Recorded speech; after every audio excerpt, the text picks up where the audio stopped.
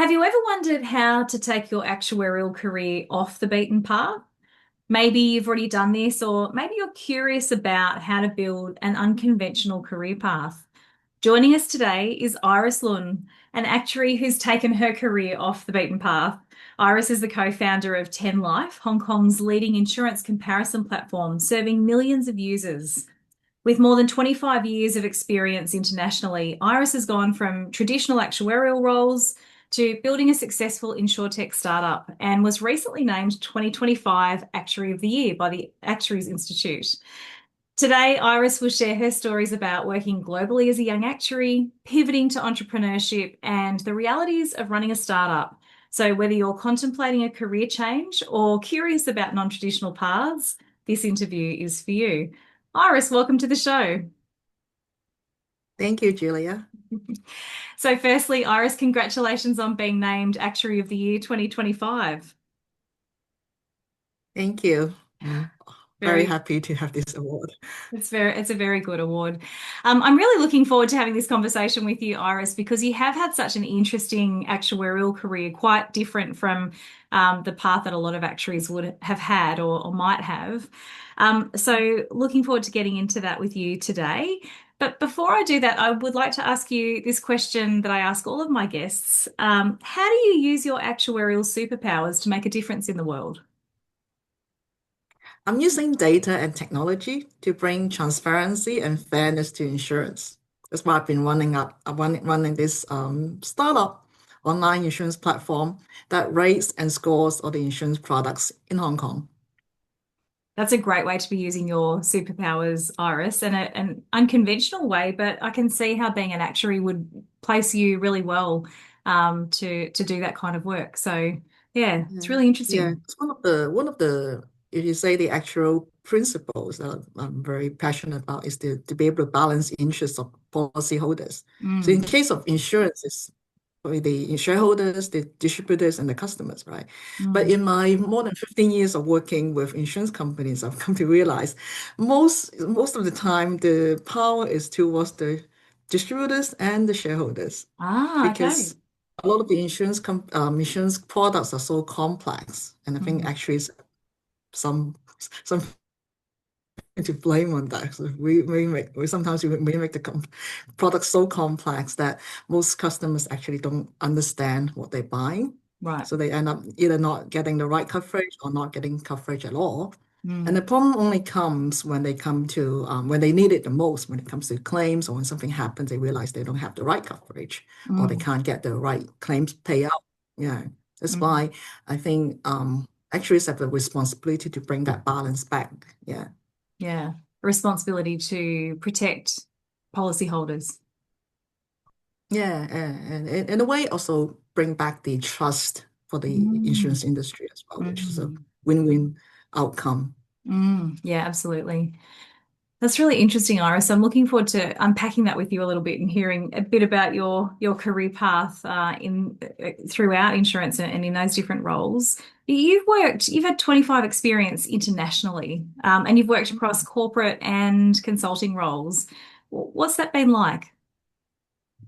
It's been I guess, a roller coaster journey, trying Roller different coaster? things, different locations. I started my career in Melbourne, actually. I did my actual studies in Melbourne, did Uh-huh. some internships, and at that time, the ideal career path that was taught was like, get a get a decent graduate job, pass your exams along the way, and then become, maybe if you're successful, become the appointed actuaries or chief actuary. That was the ideal career path that I've been at. But yeah, but I was lucky to get my first graduate role was actually out of Melbourne to Hong Right. Kong with a Tillinghast with a it was an insurance consulting firm, Sorry. and that me took me on a journey to discover, because I was lucky to be involved in different projects. I think at that time in Asia Pacific, bank assurance was starting to be the trend. So I was involved with a few bank assurance projects Right. and a few M&As and demutualizations across, I think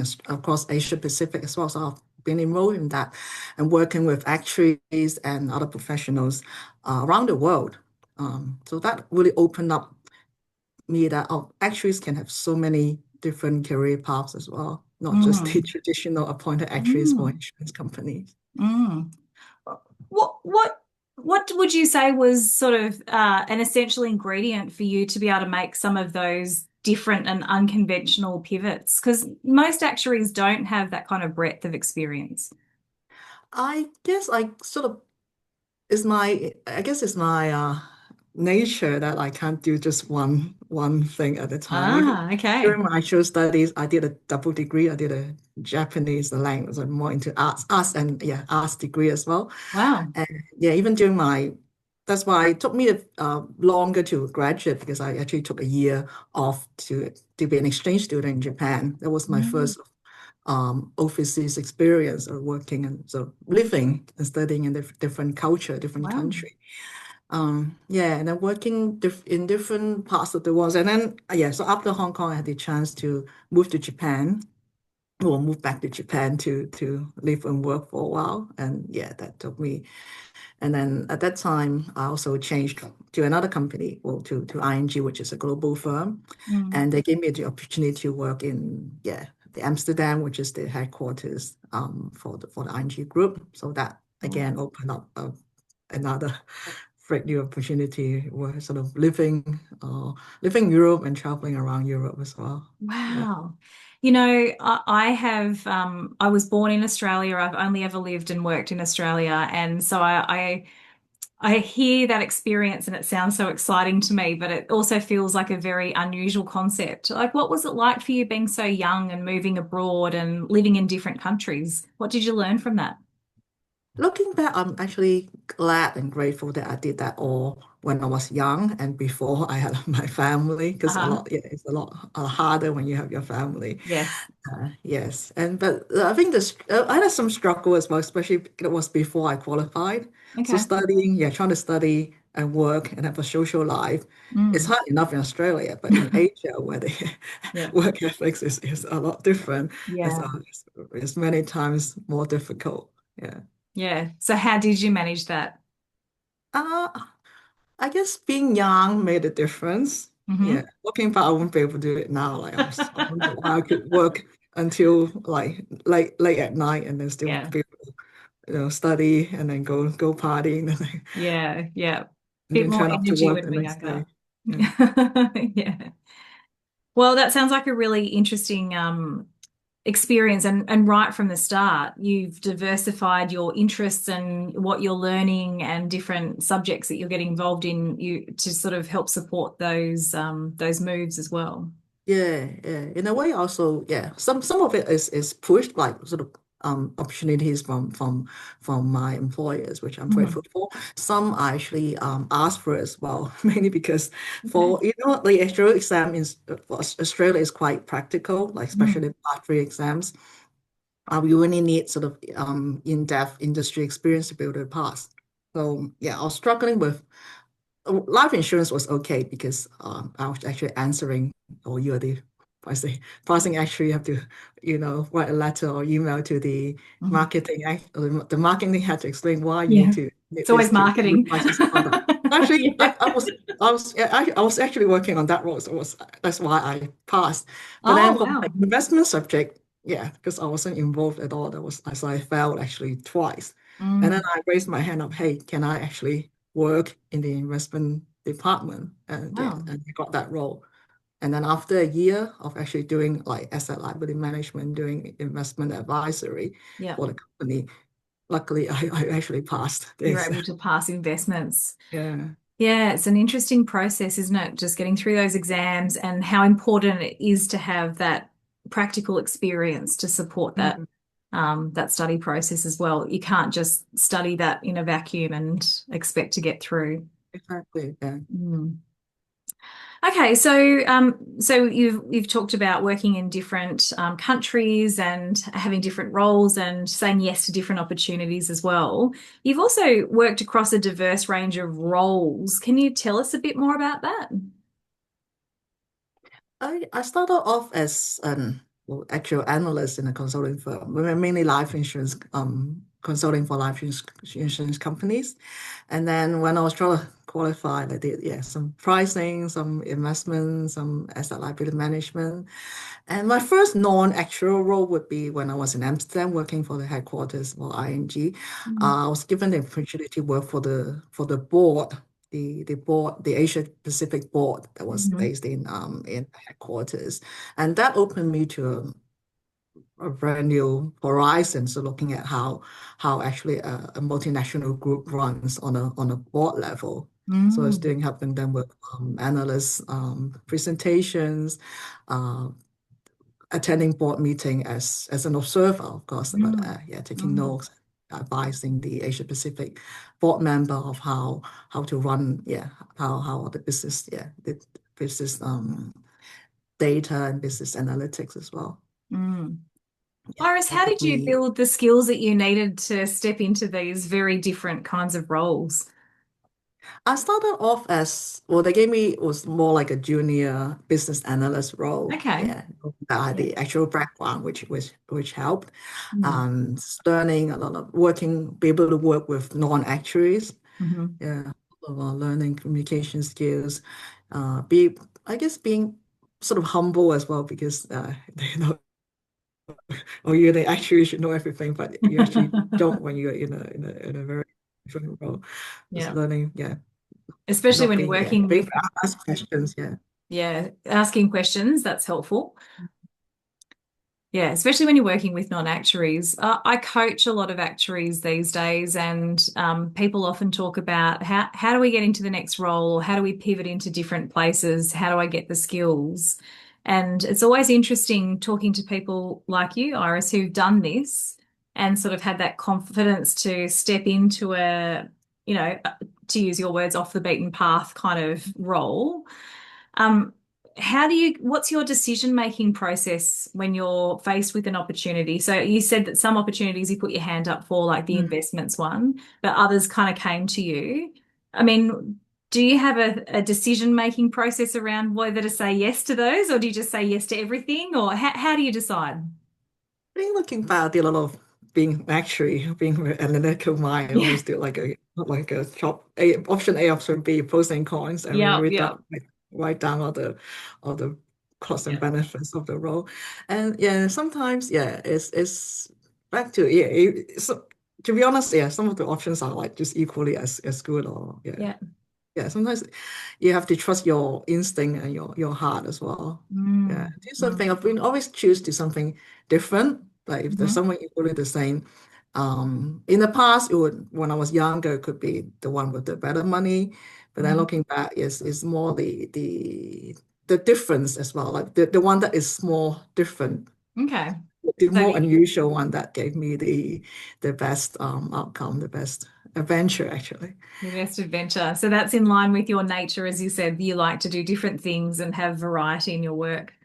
Yeah, that makes like it life more interesting. And Mm, actually, I learn much more as well in the process. Yeah, mm, it's mm, big, like learning is the constant thing. It's a never ending thing. Even mm, when mm. yeah, I used to think that after my exam, that was the last exam that I would ever do, or the last study I would ever do. But yeah, in life, is every day you learn something new. Yeah.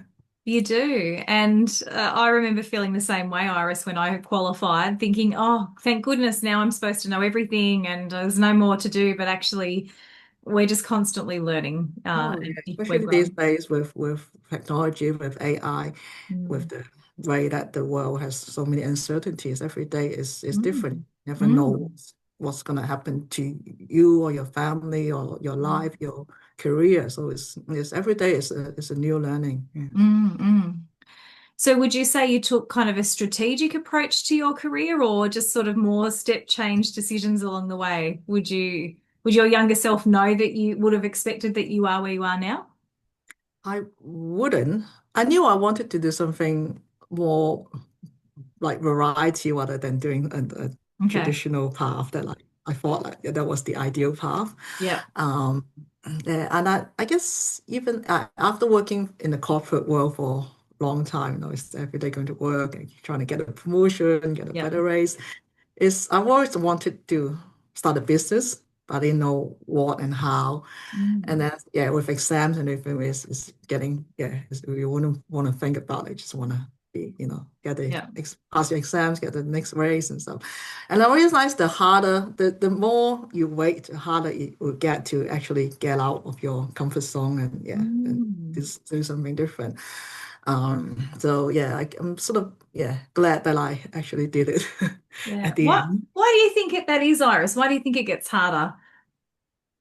Oh, I guess there's the comfort zone. I get it. Mm. Especially, yeah, most people start if they wanted to start business, they either start when they're finishing uni or not. In most cases, in the famous cases, people don't even end up finishing uni or college. They just quit and start Just run their their startup. Yeah. not in the garage. But once you have, especially being in professional, like an actuary, you have stability of job stability, the Mm. expectation of society that, yeah, Mm. why risk it? Yeah. Yeah, that's right. Especially when you work so hard to pass that investments exam to get qualified. Yeah, yeah, yeah. You just want to, I deserve to be at the next rank. Yes, Yeah, yes. You want get that to return on your hard work on that yeah. investment of investments. Okay, so let's talk about entrepreneurship because you are the co-founder, chair, and chief actuary of 10 Life. What is it like running a startup? What's it been like for you? It's also been quite different from other startups because Mhm. say most startups are run by young people, True. students or new graduates. Me and my co-founders are all well, midlife, like middle age when we started, Yeah, yeah. which is quite yeah More different. experienced, more wisdom, Iris. Yeah, more experience and to be honest, even in insurtech or fintech, most of the founders are not even in that industry. They would just maybe they had a IT Mhm. degree or some sort Okay. of market degree. Whereas we are different in the sense that we're older. We're actually coming from insurance professionals. We have Mhm. actuaries. We have insurance sales professionals. We have finance professionals. Mhm. Well, yeah, that's the main difference, which I guess help in a way. We're different. Yep. And I guess that also attracted the attention of the media. Mm. Also, yeah, I guess most startups also mainly work for business, so they work with other established businesses. But we actually see ourselves as actually working directly with the customers. Mm, mm. So Mm. you're B2C rather than B2B. Yeah, Yeah. I guess both as well because we also Okay. work with insurance companies to come up with better products Yep. to bring better business as well. Yeah, and the other advantage is also because we being already in the industry, we actually know how it works and also know Mm, the people as well. Yeah, mm, so mm. that's the difference. Like most startups, they have to join all these competitions and some incubators actually to get the connections. Whereas Yep. we offered to join those, but we just didn't have time. We just wanted to Yeah. focus on our business, and we actually Brilliant. have the network already. Yeah.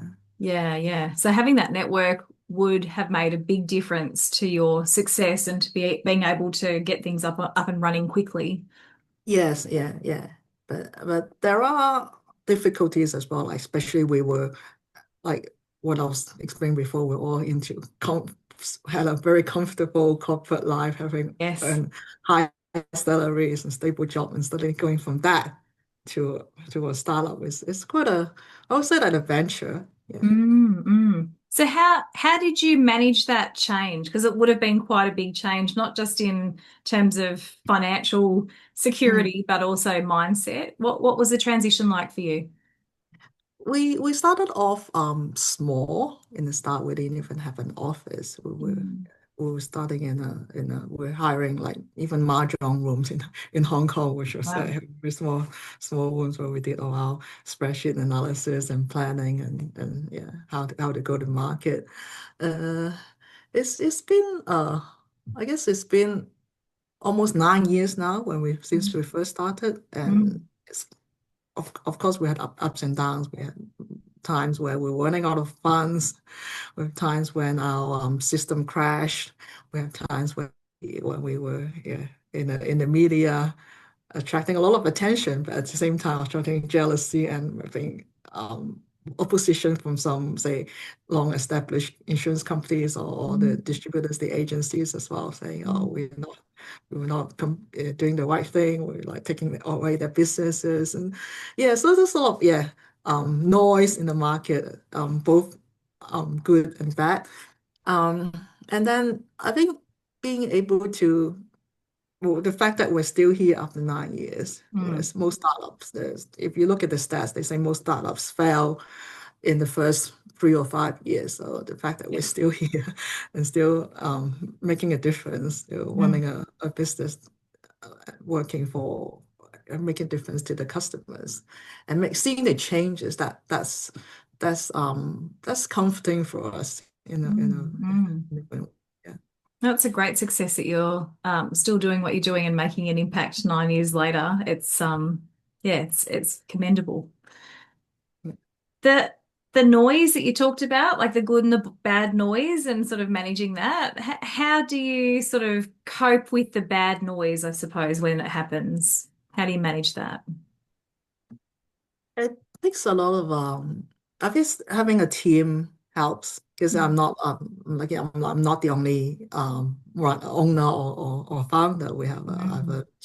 three other co-founders who support we support each other a Mm. lot, and we have different skill sets. I'm the only actuary in the Mm. founding team. We have other people who are more experienced in fundraising, people who other co-founders is experiencing marketing. So they sort of they Mm. how to get into digital marketing, the online, offline marketing, the branding process. Yeah. So yeah, different skill sets and yeah, sort of a small team, but the diversity of the team as well. Mm. Mm. And that's powerful group when you can get people with different backgrounds and different experiences to come together. Mm. So I can see why that's been a successful partnership for you. Yeah, and being an actuary, I'm always the more conservative one. Okay. The back, this is too risky. Yeah. Don't spend Yeah. all our money in marketing, like full back, the balance, in a way. And Yes. I think I guess the experience of being Yeah. older, founders, the sort of the life experience, I guess the crisis management as well. I always talk about, Mm. Mm. yeah, having the actual mindset of staying calm, looking at the actual problems, how to solve it. Yeah. Yeah. Yeah. Amazing. So, thank you for sharing a bit about your off the beaten path career path today, Iris. It's been interesting hearing how you've sort of sought out variety throughout your career and looked for different roles in different countries and different challenges and working with different professionals. And that's sounds like that's positioned you very well to be able to pivot into entrepreneurship and to start a business that has been quite successful. So really interesting to hear how you've sort of done that and navigated that over time. I'd like to finish our interview with one question, one final question, and it's this. Iris, what's your top tip for actuaries wanting to take their career off the beaten path? I think be curious. That's and because being actually like a lot of us are pretty conservative, so it's actually okay to be curious to learn about how different things may work. Hmm. Um, maybe it's hard can be hard to take risk and get yourself out of the comfort zone. But you Mm. think about it, you have the skills. We have the skills to actually take calculated risk. We do. Yeah, and some of the especially these days with all these uncertainties about the world with AI changing, and a lot of noise as well, coming from everywhere, like social media, your family, your colleagues in the past. Everyone will tell you something different. You get advice from your boss, from your parents, from your community, and from the internet, social media. Everyone will give you different advice, or Mm. sometimes it's contradictory advice, or like do this and but don't do that. I would say yeah, do listen to different advice and feedback, but just take what works for you. Mm. What are the yeah, following what you think the traditional the what you think the expectation is. Yeah. Mm. That's great advice. Iris, thank you so much for your time today and sharing a little bit about your career path. And congratulations again on your Actuary of the Year 2025. Thank you, Julia. A pleasure. Thanks, Iris. Bye. Bye.